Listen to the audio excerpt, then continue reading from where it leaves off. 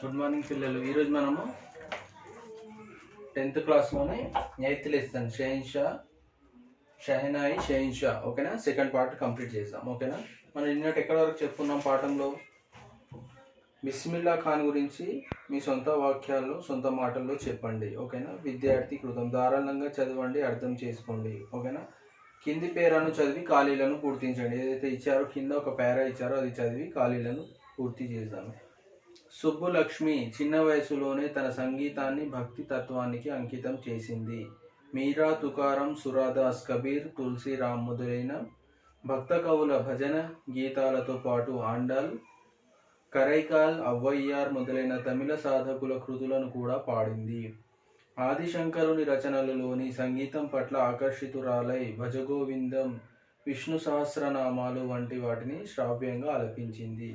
బెంగాలీలో రవీంద్ర సంగీతాన్ని కూడా చక్కగా పాడేది. ప్రాతకాలాన వినే శ్రీ వెంకటేశ్వర సుప్రభాతం గానం చేసింది. సంస్కృతంలో కూడా పరిజ్ఞానం ఉండడం వల్ల ఆ శ్లోకాలను చక్కగా ఉచ్చరించేది అంటే మనకు దాన్ని చదవడం చేయడం అనేది అర్థం.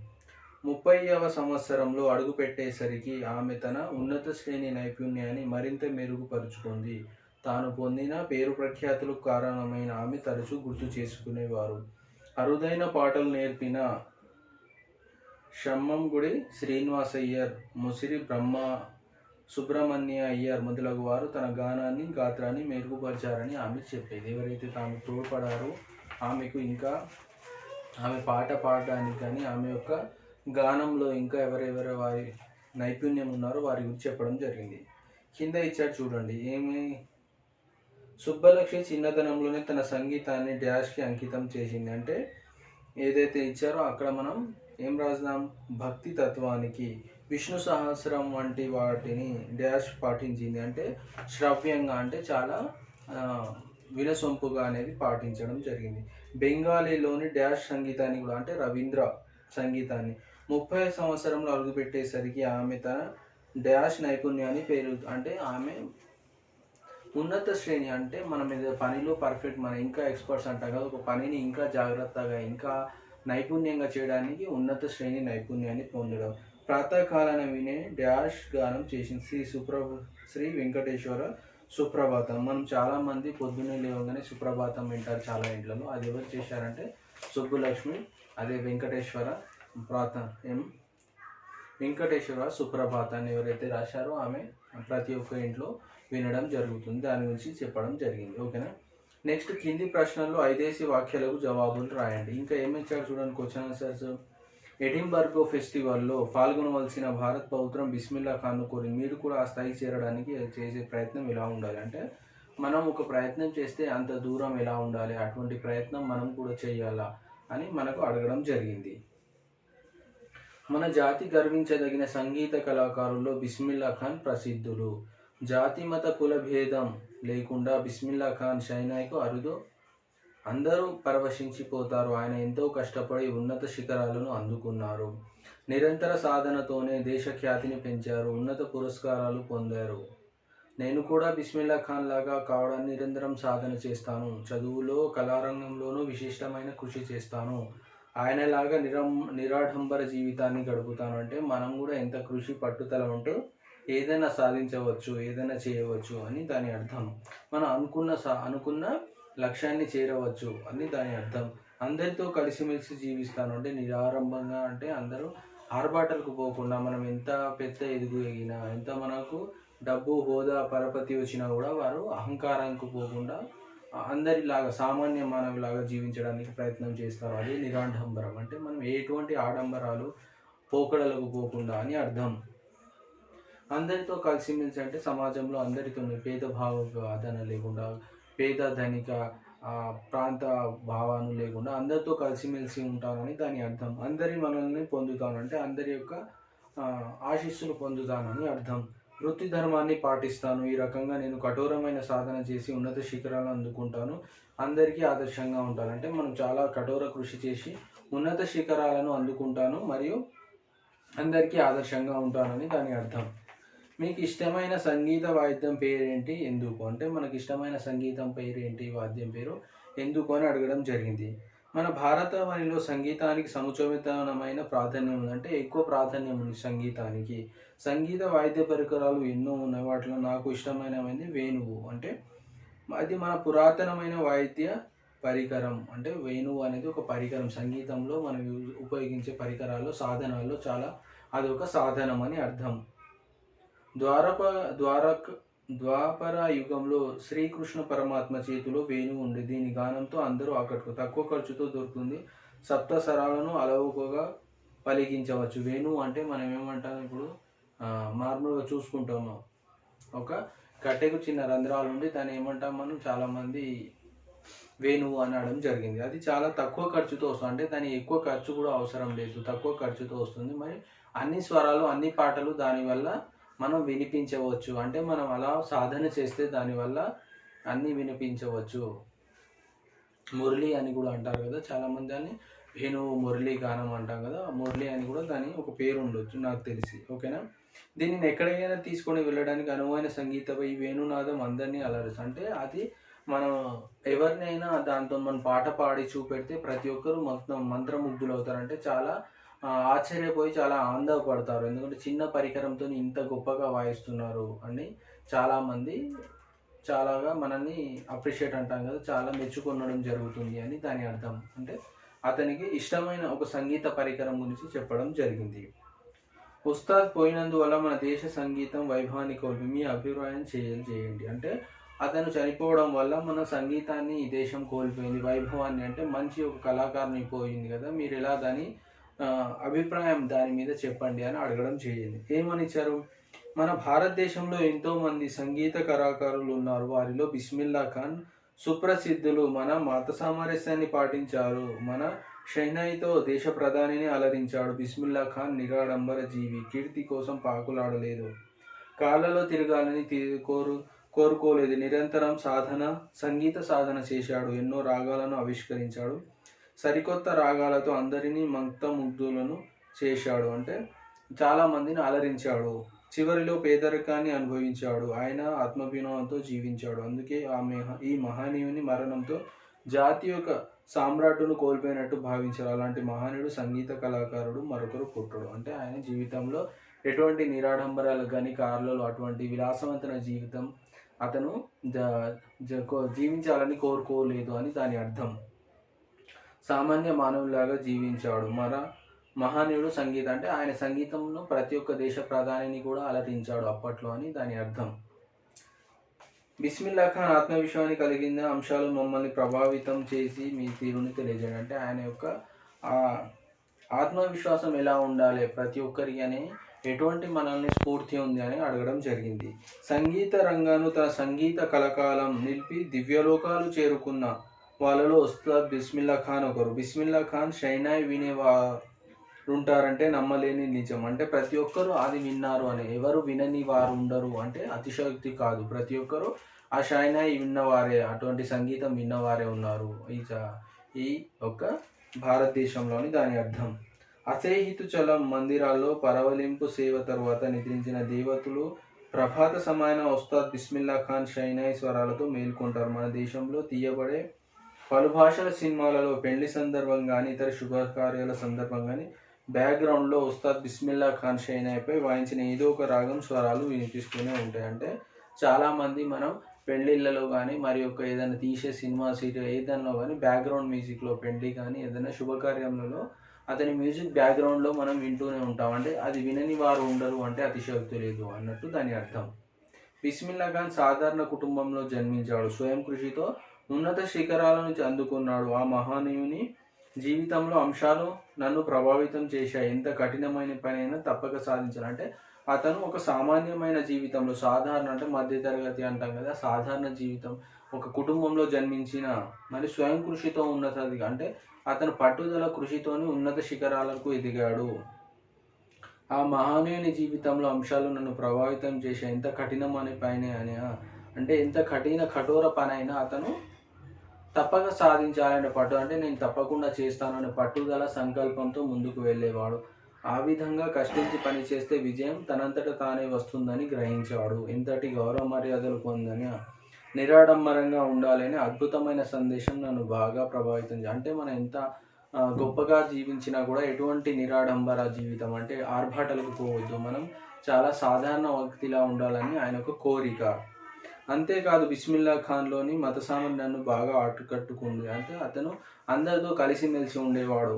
సంగీతానికి కులం, మతం, రంగు, దేశాలు ఉండవనే విషయాన్ని బిస్మిల్లా ఖాన్ జీవితం నుండి మనం అంతా నేర్చుకోవాలి. ఈ రకంగా బిస్మిల్లా ఖాన్ ఆత్మవిశ్వాసాన్ని కలిగించిన అంశాలు నన్ను ఎంతగానో ప్రేరేపించాయి అన్నట్టు అర్థం. దాన్ని అంటే ప్రతి ఒక్కరికి మనం ఎంత ఎత్తుగా అంటే ఒక రాష్ట్రానికి, ఒక దేశానికి, ఒక ప్రాంతానికి కాకుండా ప్రతి ఒక్క ప్రాంతంలో ఒక సంగీతం యొక్క విలువను మనం తెలియజెప్పడం జరిగిందని దాని ముఖ్య ఉద్దేశము. ఓకేనా? కింద ఏమి ఇచ్చారు చూడండి.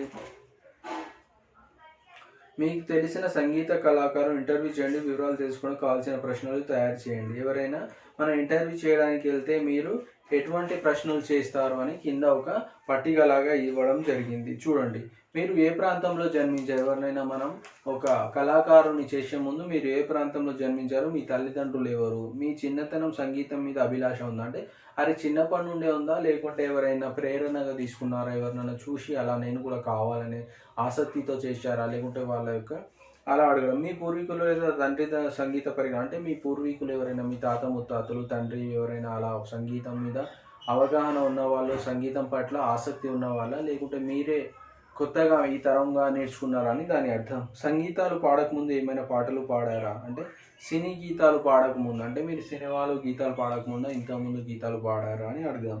సినిమాలో పాటలు ప్రోత్సహించింది అంటే ఎవరు మిమ్మల్ని తోడ్పడారు, ఎవరు మీ కృషి చేశారు, మీ యొక్క తోడ్పాటు ఎవరు చేశారు. మీరు తొలిసారిగా ఏ సినీ గీతం సినిమాకు రాశారు అంటే పాడారు, సినిమాకు పాడారు అంటే మీరు తొలిసారిగా ఏ పాట ఏ సినిమాలో పాడారు అని అడగడం జరుగుతుంది. ఘంటసాలతో మీ అనుబంధం ఎలా ఉండేది అంటే ఘంటసాల అనేది ప్రతి ఒక్కరికి సినీ సంగీతంలో మన సంగీత దాంట్లో సామ్రాజ్యం, ఆయనే పెద్ద మహానీయుడు. అటువంటి వారికి మీ సంబంధం ఎలా ఉండేది. మీకు ఇప్పటి వరకు ఎన్ని పాటలు పాడారు, ఇప్పటి వరకు మీరు ఎన్ని పాటలు పాడారు, మీరు ఇంతవరకు ఏ భాషల్లో పాడారు, మీరు పొందిన పురస్కారాలు ఏవి, నేటి యువ గాయకులకు మీరు ఇచ్చే సూచన అంటే మీరు ఎంతమంది అవార్డ్స్ వచ్చాయి, మరి ఈ యొక్క కొత్త తరం వచ్చే యువ గాయకులకు మీరు ఇచ్చే సందేశం ఏమిటి అని ఇటువంటి మనం వాళ్ళను ఇంటర్వ్యూ చేయడానికి కొన్ని ప్రశ్నావళి లాగా కొన్ని క్వశ్చన్స్ అడగడానికి చేయొచ్చు అని చెప్పడం జరిగింది. ఓకేనా? నెక్స్ట్ ఏమి ఇచ్చారు చూడండి. సొంత వాక్యాలు వ్యాప్తి అంటే ఏంటి, సంపాదించు, సాధన, అర్హత. ఓకేనా? దీని మీద సొంత వాక్యాలు రాయడానికి ప్రయత్నం చేయండి చూసి. ఓకేనా? కింది పదాలకు నానార్థాలు. కచేరీ అంటే సంగీతము, ఉపకరణము, కొలువు, కూటము, ఉద్యోగశాల. ఓకేనా? కచేరీ అంటే సంగీతము, కొలువు, కూటము, ఉద్యోగశాల. సాధన అంటే సాధించుట, ఉపకరణము, ఉపాయము.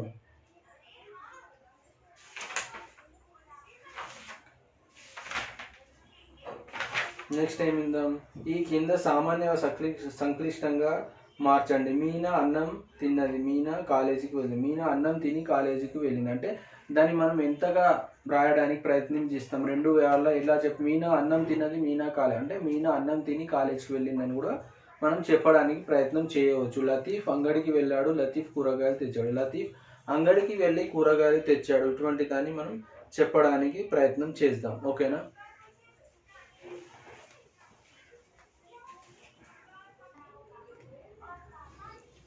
ఓకే, నెక్స్ట్ ఏమి ఇచ్చాడు, ఒక ప్రాజెక్ట్ పని లాగా ఇచ్చాడు, అది చూడండి. ఏమి ఇచ్చాడు చూడండి. దాంట్లో ఒక టేబుల్ గీసేసి దాంట్లో లైన్స్ నెంబర్స్ ఏమి ఇచ్చాడు, సంస్కృతంలో ఏమంటాము, తెలుగులో ఏమంటాము, ఇంగ్లీష్లో ఏమంటాము, హిందీలో ఏమంటాము అనేది రాయడం జరిగింది. చూడండి ఏమి ఇచ్చాడు.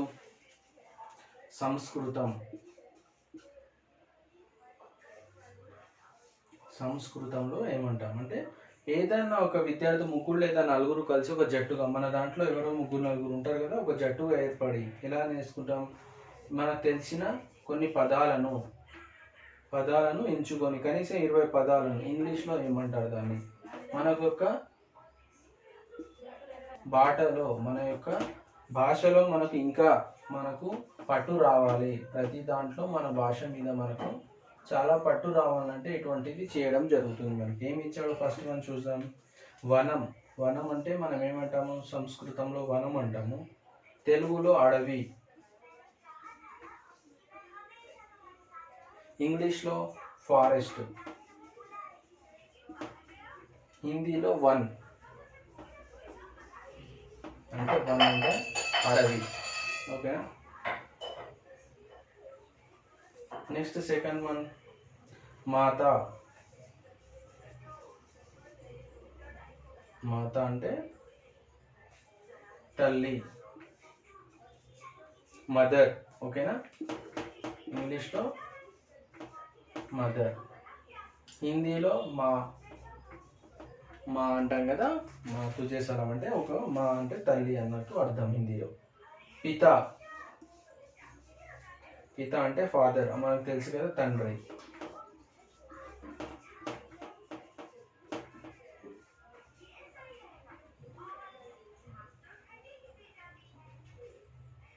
పిత అంటాం, హిందీలో కూడా పిత అని చెప్పడం జరుగుతుంది. మరియు ఫోర్త్ వన్ వసుధ, సంస్కృతంలో వసుధ. ఓకేనా. భూమి,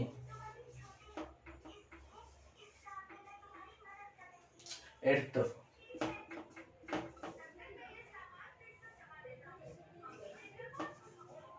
ఓకేనా. ఎర్త్. పృథ్వీ, హిందీలో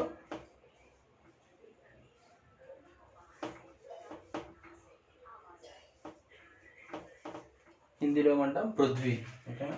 ఫిఫ్త్ వన్ విద్య, సంస్కృతంలో విద్య, చదువు.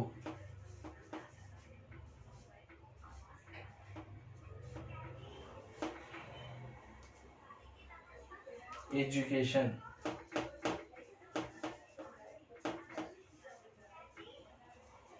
ఎడ్యుకేషన్. శిక్ష, హిందీలో ఏమంటాం శిక్ష.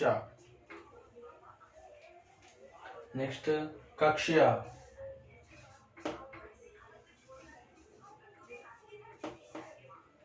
కక్ష్య అంటే తరగతి. మనం ఏమంటాం క్లాస్. ఇక్కడ కూడా కక్ష్య, హిందీలో కూడా కక్ష్య. ఓకేనా. ఇది చెప్పడం జరిగింది. ఇది మనం ఇంకా 20 వరకు, అంటే మనం 10 రాసాము, 6 చెప్పాం కాబట్టి ఇంకా మనం దీన్ని తీసుకొని వర్డ్స్ని మనం ఒక ప్రాజెక్ట్ లాగా చేయవచ్చు. అట్లానే మీ మాతృభాషలో కూడా అర్థాలు రాయండి, వాటి తరగతి నిఘంటువు రూపొంది. అంటే చాలా మంది ఉర్దూలో కూడా ఎలా ఉంటుంది, ఆంగ్లంలో, తెలుగులో ఎలా ఉంటుంది అని మనకు దీని మీద చేయడం వల్ల ఏంటంటే ఒక భాష మీద మనకి ఎటువంటి పట్టు, అంటే ఇంకా భాషను మనం అర్థం చేసుకోవడానికి, చదువుకోవడానికి ఇంకా మనం మంచిగా ప్రయత్నం చేయవచ్చు అని దాని అర్థం. ఓకేనా. ఇది ఒకసారి రాసుకోండి మనం.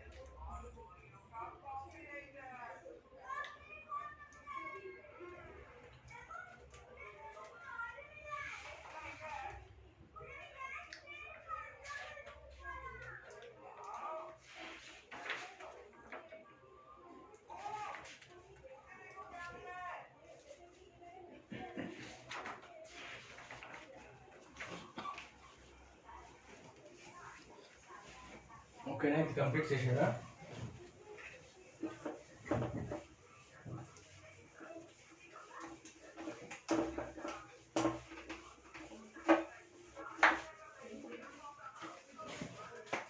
అంటే దీంట్లో ఉన్న పాఠంలో సూక్తి ఏంటిది? ఈ పాఠంలో అభ్యాసం కుసు విద్య,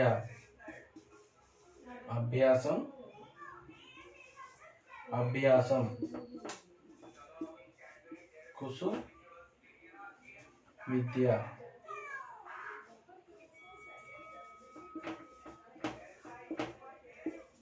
అభ్యాసం కుసు విద్య అంటే మనం ఏదైనా సాధన చేస్తే దాంట్లో మనం ఏది సాధించేది అంటే అసాధ్యం అంటూ ఉండదు. ఏదైనా సాధన చేయడం వల్ల, ఏదైనా సాధన అంటే మనం ఏదైనా పనిని చేయడం అంటే చాలా కృత నిశ్చయంతో చాలా పట్టుదలతో ఏదైనా చేస్తే దాంట్లో తప్పకుండా విజయం సాధిస్తాము. ఎప్పుడైతే మనం అభ్యాసం అంటే ఏదైనా మనం దాన్ని చేయడానికి ప్రయత్నం చేయడానికి ఏదైనా ఒక చేసి వదిలేయడం కాకుండా దాని సాధన కంటిన్యూగా చెప్పిన దాన్ని, ఇప్పుడు ఏదైనా సంగీతం నేర్చుకోవాలన్నా చదువు నేర్చుకోవాలన్నా చదువుతూ ఉంటే కంటిన్యూ దాన్ని చేసే పని కంటిన్యూ చేసే దాంట్లో ఇంకా మనం ఆరితేరిపోతామంటాం కదా, ఎక్స్పర్ట్స్ అంటాం కదా, ఎన్నో ఉన్నత శిఖరాలకు వెళ్ళడం జరుగుతుంది. కాబట్టి ప్రతి ఒక్కరు కఠోర శిక్షణ చేయడం వల్ల ఏదైనా తప్పకుండా చేయగలుగుతాం. అంటే చాలా చెప్తుంటారు నిన్న కూడా, కృషి ఉంటే మనుషులు ఋషులు అవుతారు. అంటే కృషి అంటే మనం ఏదైనా తప్పకుండా కృషి అంటే పట్టుదలతో ఏదైనా పని చేస్తే మనుషులు ఎక్కడికో చాలా ఉన్నత శిఖరాలకు వెళ్ళిపోతారు. అందనంత దూరంలో ఎప్పుడు వెళ్తారంటే మన కృషి పట్టుదల ఉంటేనే ఏదైనా పనిలో తప్పకుండా మనం ఎన్నో విజయాలను సాధిస్తాము. మరియు సమాజానికి ఒక ఆదర్శవంతమైన బాటలు వేస్తామని దాని అర్థం. ఓకేనా, నెక్స్ట్ మనం చూద్దాం. నెక్స్ట్ ఏం ఇచ్చారు దీంట్లో, కొన్ని క్వశ్చన్ ఆన్సర్స్ ఇవ్వడం జరిగింది. మీరు ఇక్కడ ఒక పారాగ్రాఫ్ ఇచ్చారు, దాంట్లో చెప్పడం జరిగింది. ముఖ్యంగా చూస్తే దేశానికి ఘన స్వాతంత్రం ఎప్పుడు వచ్చింది? దేశానికి ఘన స్వాతంత్రం అంటే ఘన స్వాతంత్ర్యం అనేది మనం చూడాల్సిన పని. దేశానికి గణతంత్ర దినోత్సవం ఎప్పుడు వచ్చింది? 26/1/1950. అంటే స్వాతంత్ర దినోత్సవం అనేది ప్రతి ఒక్కరు తెలుసు. ఎప్పుడు? 15th August 1947. అదే గణతంత్ర దినోత్సవం 26th January 1950. ఓకేనా, ఇది మనం తెలుసుకోవాలి. ఇవి ఏంటంటే మన ఏదైనా కాంపిటేటివ్ ఎగ్జామ్, ఎటువంటి చిన్న ఎగ్జామ్స్ మనం రాస్తామో తప్పకుండా ఇటువంటి వాటికి అడగడం జరుగుతుంది. మనం తప్పకుండా ప్రతిదీ నేర్చుకొని ఉండాలి. ఓకేనా. బిస్మిల్లా ఖాన్కు సచ్చా నూర్ ప్రసాదించమని అల్లాను కోరేవాడు. అంటే సచ్చా నూర్ అంటే అతను దేవుని ఏమని ప్రార్థించేవాడు అంటే మనకు స్వచ్ఛమైన రాగాన్ని, మనం ఏదైతే పాటను పాడతామో ఒక రాగాన్ని తీస్తామో అది స్వచ్ఛంగా ఉండాలి, చాలా స్వచ్ఛంగా ఉండాలి. ప్రకృతి ఏమనంటే ఎటువంటి కలుషితం లేని స్వచ్ఛమైన నాకు ఇవ్వడానికి ఆ దేవుని ప్రార్థించేవాడు, అల్లాను ప్రార్థించేవాడని అడిగేవాడు. బిస్మిల్లా ఖాన్ వారణాసిలో సైకిల్ రిక్షాలో తిరిగేవాడు. అంటే అతను ఎలా తిరిగేవాడు? సైకిల్ రిక్షాలో అప్పటిలాగా తిరగాలంటే కార్లు బంగ్లాలు ఉంటాయి కాబట్టి అటువంటి విలాసవంతమైన జీవితం కూడా గడిపేవాడు. కానీ అతనికి అంతగా నచ్చకపోయేది. అతను ఎలా సామాన్య మానవులాగా ఒక సైకిల్ రిక్షాలో, మనం ఏమంటాం ఆటో రిక్షా, అటువంటి దాంట్లో తిరిగేవారని అర్థం. బిస్మిల్లా ఖాన్ కీర్తి పట్ల భేషజాలం లేదు. అంటే దానికి ఎంత కీర్తి పొందినా, అంటే కొందరు ఏమంటారు, కొంత పలుకుబడి డబ్బు రాగానే వాళ్ళ మాట తీరు ప్రవర్తన మారిపోతుంది. వాళ్ళు ఏదో పెద్ద వాళ్ళ ఊహించుకొని అలా ఉండడం జరుగుతుంది. అలా ఉండకుండా అతను ఎలా బిస్మిల్లా ఖాన్కు కీర్తి ఎంతైనా అనేది ఉన్నా కూడా అతను ఎంత అహంకారం లేకుండా సామాన్య జీవితాన్ని గడపడానికి ఇష్టపడేది. సచ్చా నూర్ అంటే స్వచ్ఛమైన స్వరం అని అర్థం. సచ్చా నూర్ అంటే స్వచ్ఛమైన స్వరం అని దాని అర్థం. ఓకేనా. ఓకే, నెక్స్ట్ ఈరోజు సాక్షి మనం ఏం నేర్చుకుందాం? హోంవర్క్లో మనం ఏం చేద్దాం ఈరోజు?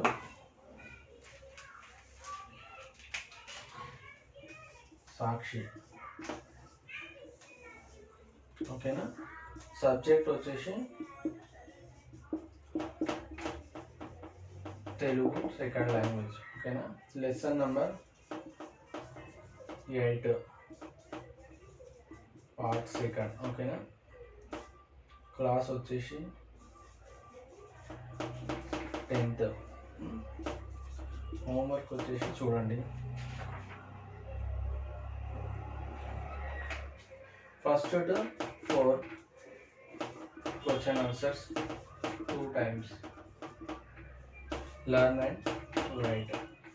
పేరెంట్స్ సైన్ పెట్టండి. ఓకేనా. స్కూల్ వాట్సాప్ నెంబర్కి పెట్టండి. ఇది నేను ప్రతిసారి ఏం చెప్తున్నానంటే, చదవడం రాయడం వల్ల ఏమవుతుందంటే, మనం ఏదైతే చదువుతామో ఆ పాఠాన్ని మనం అవగాహన చేసుకుంటాము, మనం అర్థం చేసుకోగలుగుతాము ఎప్పుడైతే మనం బుక్ తీసి చదవడానికి ప్రయత్నిస్తే. ఇప్పుడు ప్రతి ఒక్కరు ఇంట్లో ఉంటున్నారు కాబట్టి వారికి ఉన్న సమయాన్ని వృధా చేసుకోకుండా వారికి దొరికిన సమయాన్ని ప్రతిదీ చదువు మీద పెట్టండి. అప్పుడే మనం ఏదైనా నేర్చుకోగలుగుతాము. మనం ఈ ఉన్న సమయాన్ని దుర్వినియోగం చేసుకుంటే మనకున్న సమయాన్ని మనము వేరే వాటిలో మనకు పనికిరాని విషయంలో మనం ఖర్చు పెడితే తర్వాత మనకు చదువులో వెనుకబడిపోతాం. ప్రతి ఒక్కరూ చదువు పట్ల శ్రద్ధగా చదవండి. చెప్పింది అర్థం చేసుకోండి. 1 సార్లు 2 సార్లు చదవడం వల్లనే మనకు పాఠం అర్థమవుతుంది. ప్రతిదీ మనం ఇంకా తెలుసుకోగలుగుతాము. ఓకేనా. ఓకే పిల్లలు, నెక్స్ట్ క్లాస్లో మనం మళ్ళీ కలుద్దాం. ఓకే, బాయ్ పిల్లలు.